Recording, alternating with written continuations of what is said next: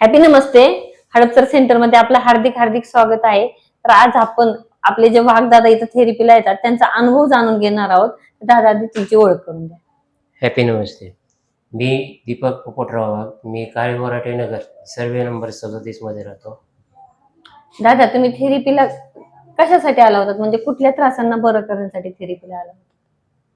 माझ्या शरीरामध्ये 3 प्रकारचे त्रास होते. एक म्हणजे माझ्या पाठीमध्ये आपला जो मणका आहे त्याच्यात गॅप होता, गादी सरकली होती आणि कमरेचा सुद्धा त्रास होता. म्हणजे त्या त्रासांना इलाज करत असताना तुम्ही बाहेर काही उपचार वगैरे घेतले होते का? इलाज वगैरे केला हो, होता का मग डॉक्टरांकडे त्रासांसाठी? इलाज केला होता याच्यावरती. औषध गोळ्या सुद्धा घेतल्या होत्या. पण कुठे तरी सुद्धा ते उपचार काही घेतले होते? कुठे उपचार घेतले होते बाहेर? आमच्या एस-आयच्या दवाखान्यामध्ये. त्याच्यानंतर हडपसरला नंदे हॉस्पिटल आहे, त्या ठिकाणी सुद्धा. मग तिथे उपचार घेत असताना दादा मग तुम्हाला आराम पडला होता का त्रासांना?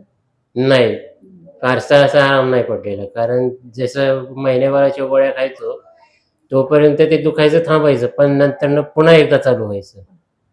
कारण गादी सरकल्यामुळे जी माझी शिर होती, ती दबली गेलेली आणि ब्लड सर्क्युलेशन होतं ते पूर्णपणे थांबल्यामुळं माझ्या डाव्या पायाला जास्त त्रास होता. म्हणजे एकंदरीत तुमचा सायटिकेचा प्रॉब्लेम. मग त्या त्रासांना तुम्ही सांगता की मला एवढे त्रास होते त्याच्यासाठी उपचार घेत होतो, पण ते उपचार घेत असताना मग किती पैसे तुम्ही खर्च केले तिथे? जवळ-जवळ 5,000 तरी खर्च झालेत माझे. म्हणजे एकदाच इलाज केलात का त्याच्यावरती 5,000चा? हो. कारण एस-आयमध्ये आम्हाला फ्रीमध्ये असल्यामुळं एस-आयमधनं फ्रीमधनं गोळ्या वगैरे आणायचो. पण त्या गोळ्याने फरक नाही पडला म्हणून आपले हाडांचे डॉक्टर आहेत हडपसरला, नंदे हॉस्पिटलला. त्यांच्याकडे जाऊन सुद्धा ट्रीटमेंट घेतली. पण तिथं सुद्धा त्यांची औषधं गोळ्या खाऊन मला काही फारसा फरक नाही पडलेला. मग हॅपी मेडिकेअरची माहिती तुम्हाला कोणी सांगितली? मुंबईला असताना मी ठाण्याला राहत होतो, ऐरोली एम-एस-सी-बी पॉवर हाऊसमध्ये. आमच्या शेजारी जे गाजरे काका होते, अशोक गाजरे काका, त्यांनी मला या आपल्या हॅपी मेडिकलबद्दल सांगितलं होतं आणि त्यांच्या सांगण्यावरून मी इथं आलेलो. पहिलं सुरुवातीला मी क्षेत्रीय कार्यालयाकडे गेलो होतो, पण त्या ठिकाणी काही आपलं हॅपी मेडिकल सेंटर नव्हतं. मग तिथं मी चौकशी केल्यानंतर ना तिथल्या लोकांनी सांगितलं, की या साईडला आहे, म्हणून मी इकडे आलो. आपल्या सेंटर इकडे शिफ्ट झाले. हो.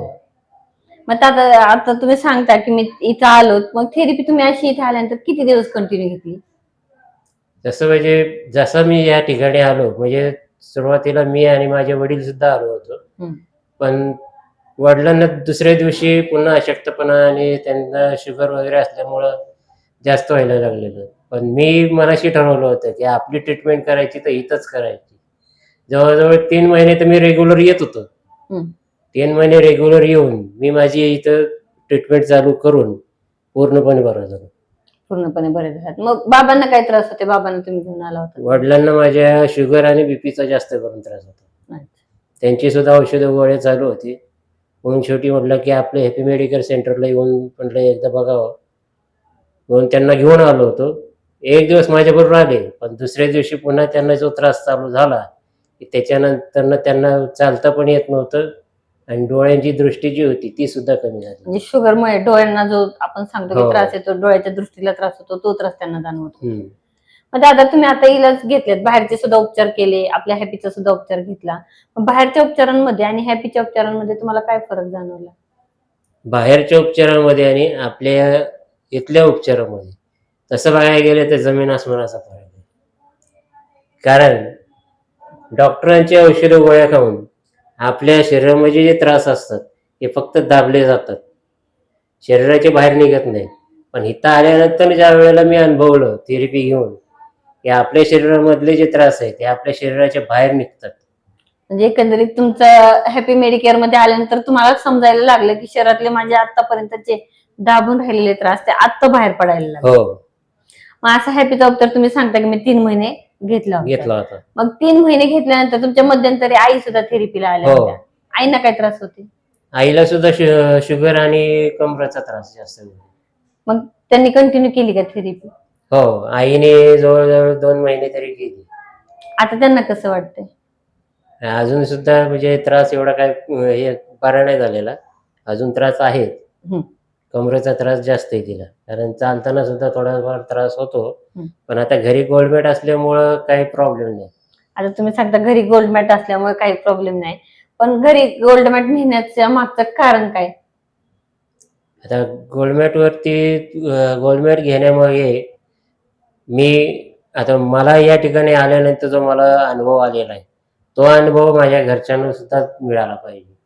त्याच्यामध्ये वडिलांना शुगर आणि बीपीचा त्रास आहे, आईचा एक त्रास आहे.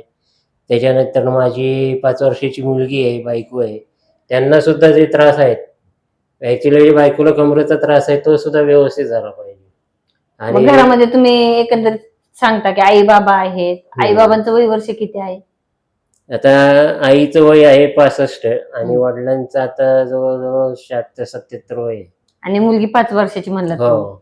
म्हणजे 5 वर्षाच्या मुलीला सुद्धा घरामध्ये आपली ही जर्मनीची गोल्ड मॅटची थेरपी चालते.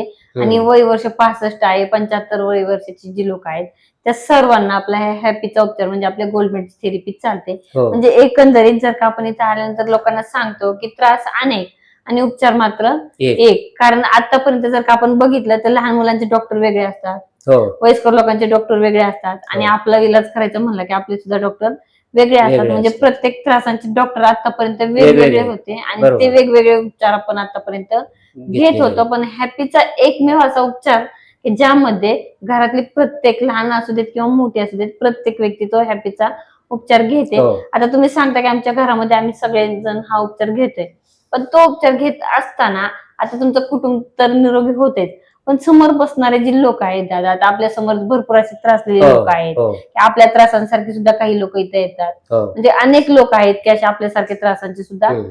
असतात. तर त्या लोकांना तुम्ही काय संदेश द्याल? इथं आलेले जे काही त्रासलेले जे लोक आहेत, ते आपले हॅपी मेडिकल सेंटरमध्ये येतात. त्यांना फक्त मी एवढंच सांगू शकतो, की या ठिकाणी आल्यानंतर जी थेरपी घेतली जाते, जे आपलं जे शरीर आहे, आपण त्याला ईश्वरी वरदान बोलतो. तर ते जे शरीर आहे, हे आपण कसं टिकवलं पाहिजे, हे सुद्धा आपण लोकांना सांगणं खूप गरजेचं आहे. लोकांनी त्याप्रमाणे ही माहिती ऐकून मनाशी ठरवून, की बाबा जेणेकरून माझ्या शरीरामध्ये जे त्रास आहेत हे पूर्ण बाहेर निघाले पाहिजेत आणि फक्त मीच नाही, तर माझ्या कुटुंबातली लोक सुद्धा निरोगी राहिली पाहिजेत. या हेतूने आपण या ठिकाणी यायचंय. कारण मनाशी जर समजा विचार केला, तर कुठलाही प्रयत्न हा आपला यशस्वीच ठरतो. त्याला अपयश येत नाही. मग दादा आता तुम्ही तर छान संदेश लोकांना दिलात, पण ही सुधार प्रक्रिया तुम्ही जेव्हा सॉरी ही जी थेरपी तुम्ही घेत होता तेव्हा तुम्हाला सुधार प्रक्रिया जाणवली होती का? हो. काय एकदा नाही, जाणवलं होतं सुधार जवळ-जवळ प्रक्रियेत? 4 ते 5 वेळा मला असं झालंय, की ह्याच्यामध्ये सुरुवातीला माझा जो पाय होता, जो दुखत होता, त्याचं दुखणं उलट जास्त वाढलं. त्याच्यामध्ये पित्ताचा सुद्धा मला त्रास होता. तर पित्त सुद्धा माझं पूर्णपणे बाहेर निघालंय. मग तुम्ही घाबरलात का की मी आता इथं तर बरं व्हायला आलोय, पण हं. माझं दुखणं आता वाढायला लागलं, मग ह्या हं. हेतूने जसं आपण सांगतो की मी एखाद्या गोष्टीला बरं करतोय पण तिथं जर का माझं वाढतच असेल मग तुम्ही तिथे घाबरला होतात का मग? नाही, नाही. त्याच्यामध्ये घाबरण्यासारखं काही नव्हतं. कारण ज्यावेळेला मी या ठिकाणी यायचो ना, आपले जे लेक्चर मी ऐकायचो, त्या लेक्चर ऐकूनच माझ्यावर एवढा प्रभाव पडला, की ह्याच्यामध्ये सुद्धा प्रक्रिया जरी आली, तरी मला काही घाबरण्यासारखं नव्हतं ते. म्हणजे एकंदरीत तुम्ही जे लेक्चर ऐकता त्याच्यातून तुम्ही काही ना काही शिकताय की बाबा शिकतो. इथं आल्यानंतर हो. जिथं आतापर्यंत प्रत्येक इलाज घेत होतो त्या इलाजामध्ये मला कुठेही माझं शरीर काय आहे हे समजून सांगितलं नाही, पण हॅपीचा एकमेव उपचार असा हो. आहे की आधी आपल्याला शरीर समजवलं जातं, शरीरातले त्रास समजवले जातात, हो. त्रास येतात कसे हे समजवलं जातं आणि त्याच्यानंतर त्याच्यावरती इलाज केला जातो. म्हणून बरोबर. आपण सांगतो की इथं आल्यानंतर प्रत्येक व्यक्तीचे त्रास हे बरे होणार म्हणजे होणारच हो. आहेत, फक्त त्याला वेळ आपल्याला द्यावा लागतो. इथे बरोबर. आल्यानंतर जर का खरंच आपण वेळ दिला तर तुम्हाला काय वाटतं वेळ दिल्यानंतर खरंच त्या वेळेचा चांगल्या वेळेत रूपांतर होईल का? रिझल्ट चांगला येतो. कारण मला तरी मिळालेला आहे आणि असाच रिझल्ट इतर लोकांना सुद्धा मिळाला पाहिजे. म्हणून माझं फक्त इथं आलेल्या लोकांना, येणाऱ्या लोकांना एकच म्हणणं आहे, की इथं एकदा थेरपीला आलात, तर रेग्युलर तुम्ही थेरपी करा.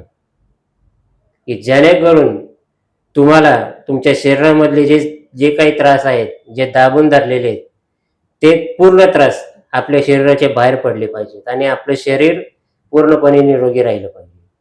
तर बघा दादा, आता तुम्ही तर हॅपीचा उपचार समजून घेतला की थेरपीचं महत्व तुम्हाला समजलंय, हो. ते महत्व पटलं सुद्धा आहे. हो तुम्ही इतर लोकांपर्यंत त्याची छान माहिती सुद्धा सांगतात. हो भरपूर अजून लोकांना तुम्ही सेंटरमध्ये जोडलं सुद्धा. हो. पण हे सेंटर आपल्या भागामध्ये आपल्या त्रासांना बरं करण्यासाठी उपलब्ध करून देणारे आपले माननीय धीरज पाटील सर आहेत, त्यांच्याबद्दल तुमचं काय मत आहे?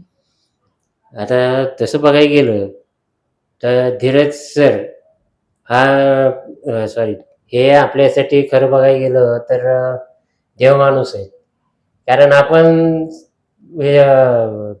मला तरी असं माहिती आहे की मी सुरुवातीपासून जसं स्वामी समर्थांची मी सेवा केलेली आहे, तसं धीरज सरांना जर बघितलं तर मला असं म्हणजे जाणवतं की जणू काय माझे स्वामी प्रत्यक्षात माझ्या समोर उभे आहेत. त्यांच्यासारखी व्यक्ती आपल्यामध्ये कुठंही शोधून सापडणार नाही. ना ते सापडणार नाही, आपलं सेंटर सापडणार नाही, की आपल्या सेंटरमधली तुमच्यासारखा स्टाफ शोधून सापडणार नाही. म्हणजे बघा दादा, तुम्हाला एकंदरीत सेंटरचं वातावरण कसं वाटतं? सेंटरमध्ये आल्यानंतर ना सेंटरचं वातावरण बऱ्यापैकी व्यवस्थित वाटतं आणि छान वाटतं मला आणि इथं आल्यानंतर मला करमतं सुद्धा. म्हणजे ह्या रेग्युलर थेरपी घेऊन तुम्ही तुमच्या त्रासानंतर बरं केलंय आणि हं. इथलं वातावरण सुद्धा मला आवडतंय. धीरज पाटील सर जे आहेत त्यांना सुद्धा तुम्ही हो, एखाद्या देवाची उपमा दिलीत की हो, ज्यांच्या माध्यमातून इथं येणारे असंख्य आई बाबा आहेत, हो. कितीतरी लोक आहेत, गेली 10 वर्ष झालं हे सेंटर इथं कार्य हं. करते. पण त्याच्यातून कितीतरी लोक अशी आहेत की जी त्रासमुक्त झालेली आहेत हो, आणि अजून सुद्धा हे सेंटर किंवा आपले धीरज पाटील सर यांचं जे कार्य आहे ते पुढे अखंड असं चालत राहणार आहे हो, आणि आपल्या भागातील प्रत्येक व्यक्तीचे त्रास बरे कसे करता येईल हेच स्वप्न आपलं पाटील सरांचं आहे. हो, तर ते स्वप्न खरंच भविष्यामध्ये जाऊन साकार करण्याची वेळ सुद्धा आलेली आहे, जेणेकरून हो, आपण हॅपी मेडिकेअरची माहिती जसं लोकांना सांगतो की हॅपी मेडिकेअर हो. मध्ये गेल्यानंतर आपल्या त्रासांना बरं करत असताना, तिथे बरोबर, थेरपी घेत असताना शरीर समजून घेणं, आधी बरोबर. समजून आणि नंतर थेरपी अनुभवून घेणं, म्हणजे इथं आलं की कुठेही मला माहिती भेटली नव्हती, ही हं. माहिती देणारं एकमेव ठिकाण म्हणजे आपलं हॅपी हॅपी मेडिकेअर आहे. Medicare centre. खरंच दादा, तुम्ही वेळात वेळ काढलात आणि आपला अमूल्य वेळ दिलात आणि आपली माहिती इतरांपर्यंत पोहोचवली, त्याचबद्दल धन्यवाद.